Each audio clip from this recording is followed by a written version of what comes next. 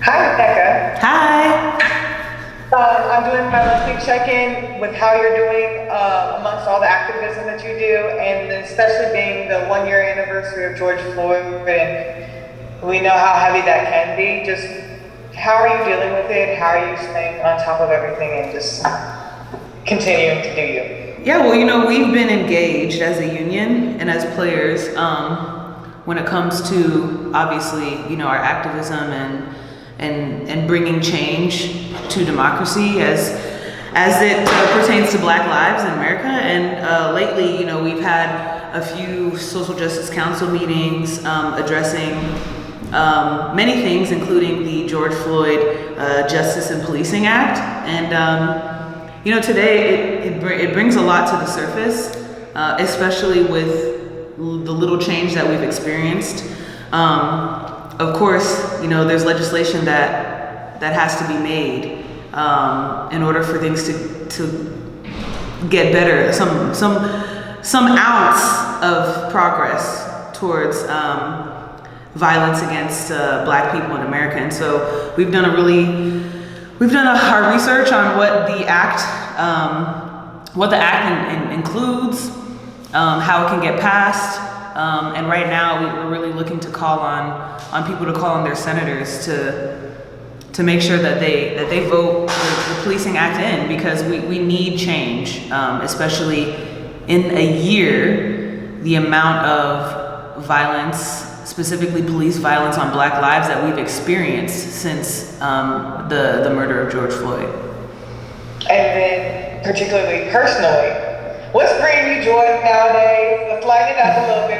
What's making Neca happy outside of being a boss sitting on this HBO set? What's bringing you joy? There's a lot bringing me joy. Obviously getting to work with women in the W, and of course women like you who celebrate and do the work to get representation out there. And of course, speaking personally, being able to represent myself on the shop, which is amazing. And I've been getting so much kind of congratulations and praise from being on Space Jam, which has yet to come out as well. And of course, getting to know my team, both on and off the court, it's bringing me a lot of joy. We've been working hard to get better, because I think people deserve to see some really great basketball coming out of LA. So I look forward to, also what's bringing me joy is, seeing fans in arenas. I'm not gonna lie. That's bringing me a lot of joy. So hopefully I'll get to see everybody, especially you, Ari, in New York. That would be really great. Here. Thank you. Marion Swanson, LA Daily News. Hey, Neca. I read that members of the Players Union had a briefing scheduled with Senator Cory Booker. Wanted to know if you were involved with that or going to be involved with that, and just sort of what you hope to get out of that. Yeah, so we had actually a touch point yesterday when it came to us discussing not just today, but also what's on our agenda for this season. There's a lot that we're still trying to work through. Whether it's getting this act attention and people to call their senators, continuing to stand with Black Lives Matter and say her name, and shortly after our call, we were able to get information about Senator Cory Booker giving us, because it takes education and we love to educate ourselves first, and so getting information about us being able to understand what the act means and how we can use our platforms to engage with our communities.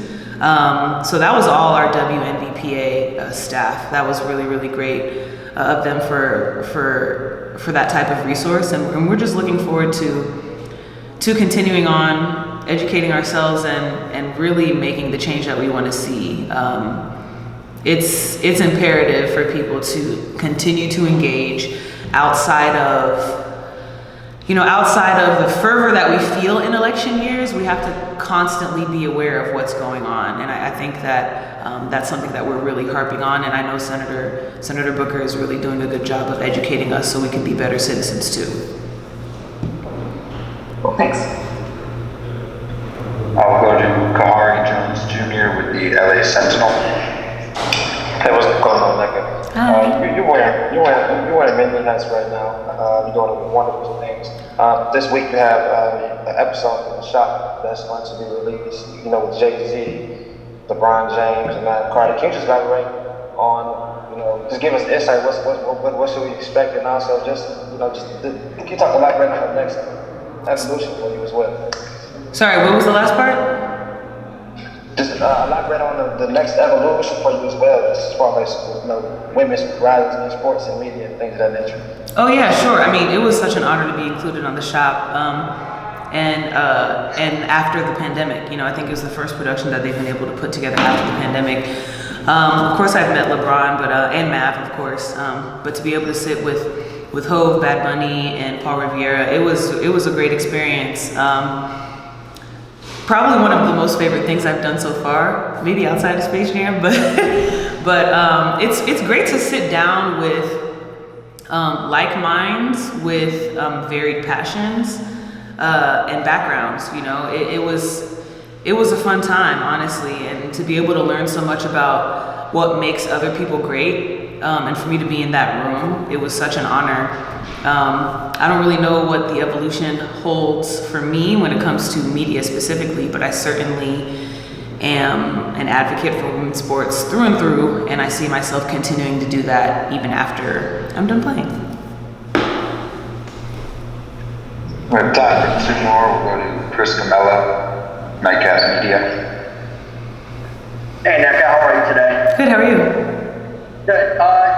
I asked you this a few weeks ago, and just all the things that you've done on the media side to not only create awareness for yourself, but it seems like create awareness for the women's game. And where does the shop kind of fit into that? Is that just another stepping stone, or do you think it could be something even big, an even bigger platform in order to create that awareness for yourself as well as the women's game? Yeah, of course. I think any big platform that a woman can represent on is huge. And to be in, such honored company, I think it's a really big deal as well. I think it shows not just the representation, but then it gives a voice to the women who are involved in the sport. And it can be me on the shop, it can be Asia and Sweetie's music video, it can be Chene broadcasting day in and day out, even after practice. It just brings representation that we need to see. These are voices and faces that people may not be exposed to otherwise. And so not just for us to be seen, but to be heard is really huge. And I'm hoping that it continues to grow, both individually and collectively for women in sport and women in general as we look to progress. Last question will go to Brady Clocker with SB Nation. Hey Neca, it's been a kind of weird schedule for y'all to start the season with the week off between the first and second, and then the week off between the second and third games. With the kind of tough losses you've had to start the season, do you find that those weeks off between games to be helpful to be able to really make some changes and adjustments, or would you rather be kind of getting back in the lab, washing it out, and having another game right after? Yeah, I mean, it is strange. I was watching the New York game yesterday, and they are 5-1, and we've only played 2 games, and I was like, wow, this is crazy. But I do think that we use it to our advantage to be able to get a lot of practice in, especially with such a competitive camp. We really had to wait and see who was going to be on this team, and so for us to gel, chemically speaking, and then to get games and live action in the middle of that, it allows us to look ourselves in the mirror and see ourselves, and we need to see where we want to go with that.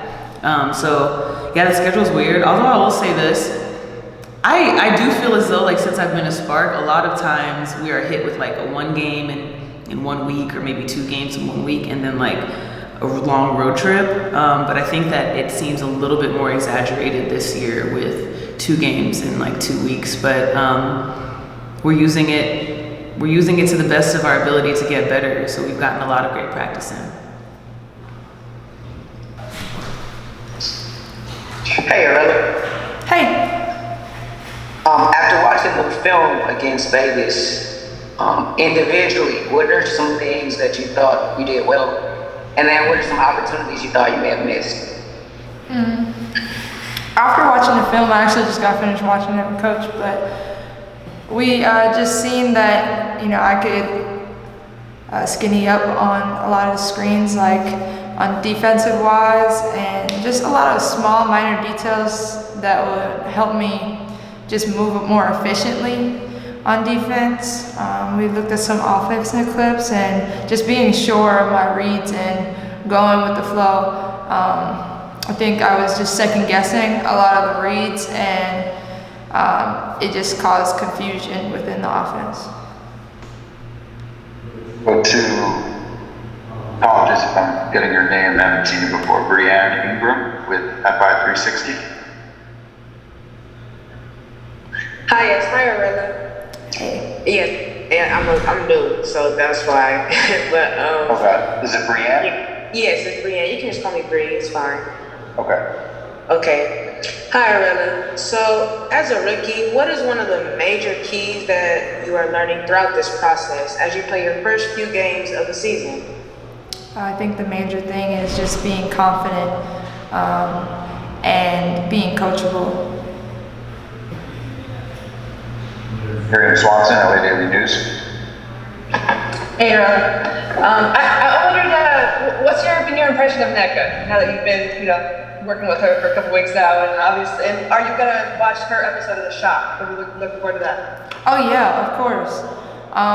She's really inspiring. I think the way she carries herself on and off the court is just contagious. It makes you want to be a better player and a better person. And seeing how hard she works, taking care of her body, being in this league so long, I just pick up little things every single day. All her good habits, like I'm trying to incorporate them if I don't have them already, but just making them more, just bettering them. Cool, thank you. Chris Camello. Hey, Arella, how are you today? I'm good, how are you?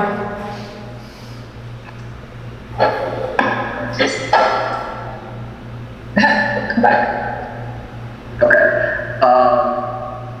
Yeah, hang on a second. Okay, can you hear me now? Yeah. Okay, cool. Sorry, the unmute button came up a few times.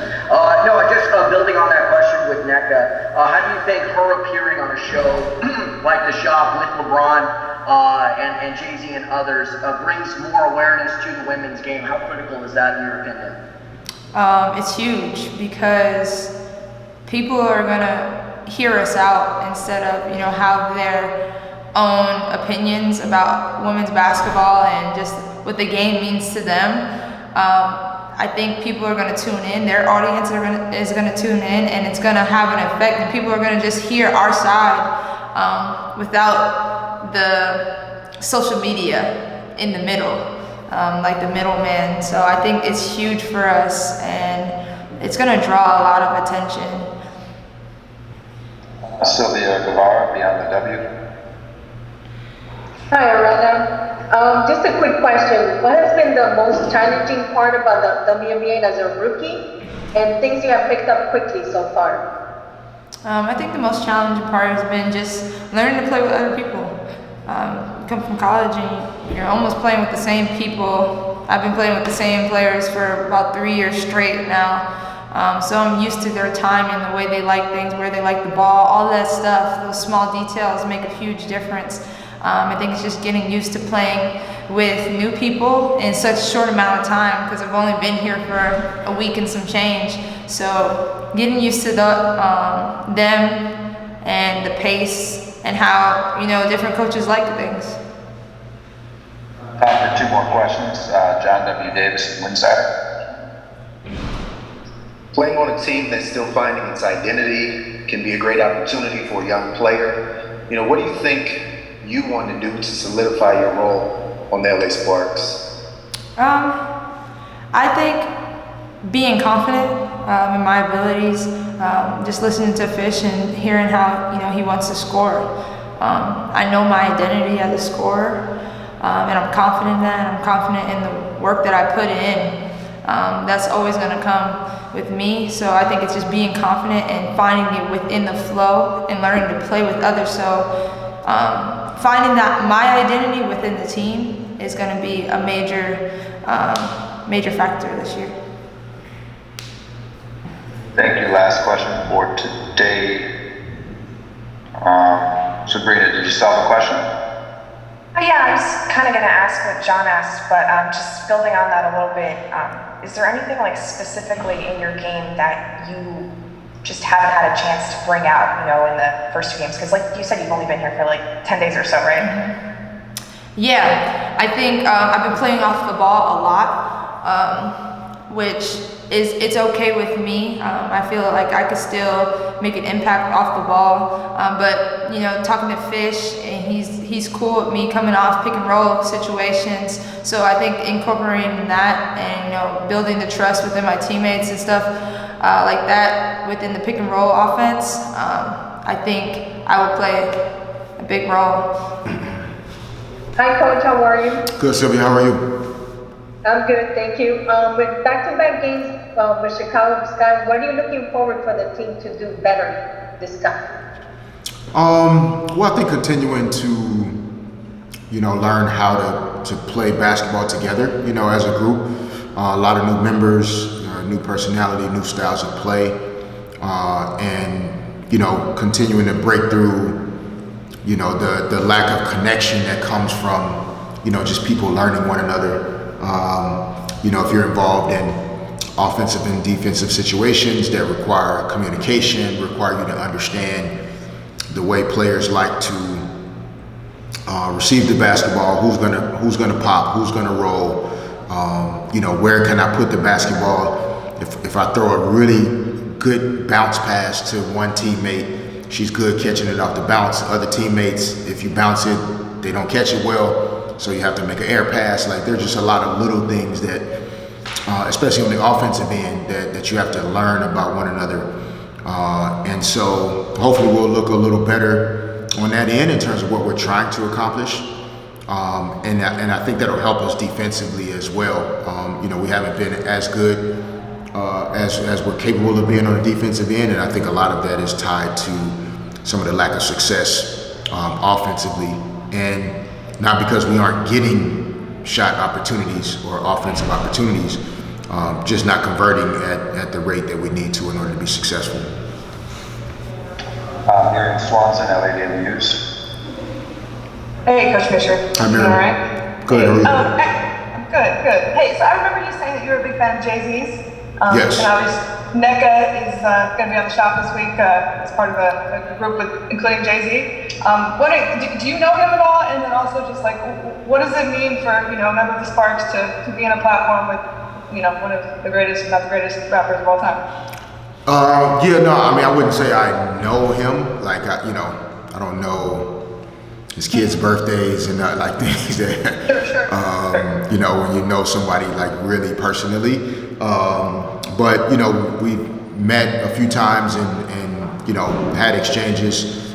I think that, like, Neca clearly is, one of one in terms of, how she's begun and continues to like kind of transcend just the WNBA and women's basketball and, being a female voice per se to just being a leader and an activist and, a change agent. And so, I think it's fitting that she's on, the highest and biggest platforms that you can find out there, because that's where she belongs. So I'm sure she fit right in the shop with the rest of the guys, and I'm looking forward to being able to catch the episode when it comes out. Marina Merchant, SB Nation. Hey, Derek. Hi, Paul JC question, but here we go. You mentioned earlier just like you guys have been getting a lot of shots that you don't think are going in, and I'm just curious what you attribute those shooting deficiencies to. Like, is it a matter of not having enough spacing on the court? Is it a matter of just not being comfortable in the season yet? Or is it a matter of missing your best shooters like in Zowie or potentially Marshall when she comes back? Like, what do you attribute all that to? I think it's a combination.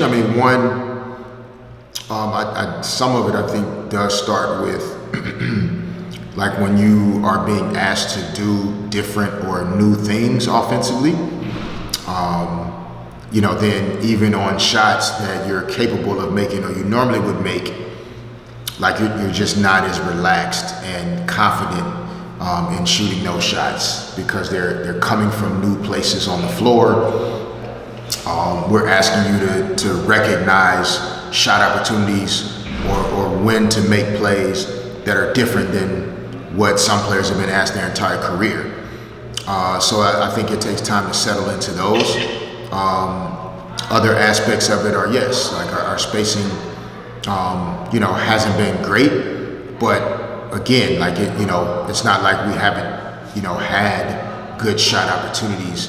The other part of it is that this is professional basketball, and and we all have to find a way to do our job, regardless of the circumstances, right? Like nobody feels sorry for you that maybe you aren't comfortable taking this shot, but you're open. You're a professional. You find a way to make enough of them to make the defense pay. And, that goes across the board. Coaches, management, staff, executives, like there are always going to be things flying at us that make us uncomfortable or take us out of our comfort zone. But we still have to find a way to be successful. And that's what we're kind of trying to work through. I think offensively, having Amanda back will help. She helps our spacing because of her ability to stretch the floor. But some people, just haven't found their way yet in this season. We've played 2 regular season games, basically a preseason game and a half kind of thing. And so I think a number of players are still finding their way. Erica Wheeler hasn't played since 2019. Shanae hasn't played since 2019. Chrissy Tolliver hasn't played since 2019. Plus several first-year players that are finding their way. Tia Coopers didn't have a training camp last year, so she's coming out of 2 weeks of training camp like in a whole different world of how her body feels and how her mind feels. So there's a lot, but we'll be fine. We're 2 games into 32, and we're just going to keep doing the work and stay focused on the things that we can control. Time for 2 more. We'll go to John W. Davis, Insider. Coach, sometimes players can be tentative because they don't want to make a mistake. Mm-hmm. What are you doing to change that? Trying to continue to reinforce that, this is a game that you have to play. There are no,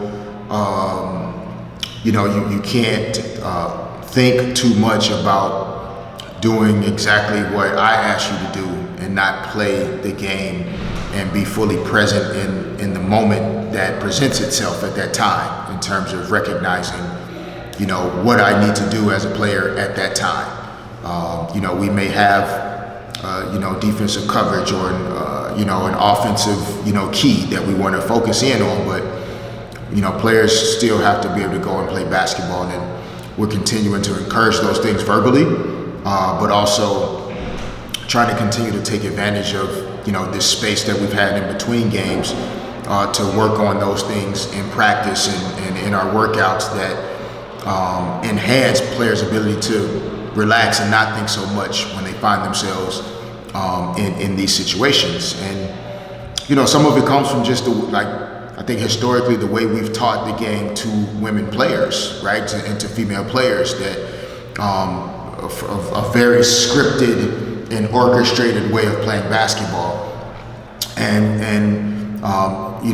trying to find a way to show and pull back the layers on, the coach doesn't have to decide everything for you. The coach doesn't have to create the opportunities for you. Like, you're a world-class basketball player. You're one of 144 maximum.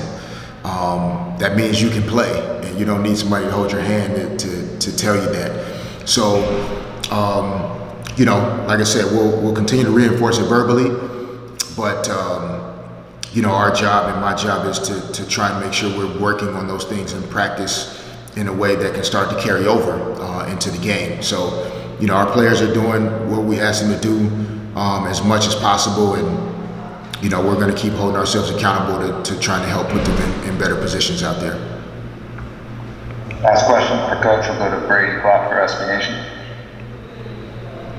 Derek, I asked Neca this a minute ago, but I'm wondering your thoughts on, with this weird schedule you have to start the season with a week off between your games. Do you like having that time to, especially after these losses, having that time to work on things and try to make adjustments before you have to have another game, or do you have that desire to get right back in the next day and play another game and fix things? Yeah, man, I think there are pros and cons to it, Brady. Like, I think that, having the opportunity to study the video and talk through things and, especially with a new group, getting them more reps on the court together, in practices and scrimmage or workouts, like all of those things are positive. But I do think there's when the season first starts, like your skin is moisturized and it's smooth and, it's okay to touch. And then after a while, like calluses start to form and the skin starts to get rough and edgy because you're breaking yourself down in order to play through a season. And so that callus that starts to form through playing games, that's what starts to get you through. Like you develop a layer of thickness and toughness that only comes from playing and competing against the best. And we can't always create those situations and environments in practice every day. And that's what the games do. They force you to level up, to ways and to heights that you can't always get to in practice. So we're definitely looking forward to the pace of our games kind of picking up. But we've tried to just do the best we could with managing these weeks without as many games and still trying to build on our foundation, almost like an extended training camp, knowing that it's going to take us some time to start to reach what'll be closer to our full potential for this season.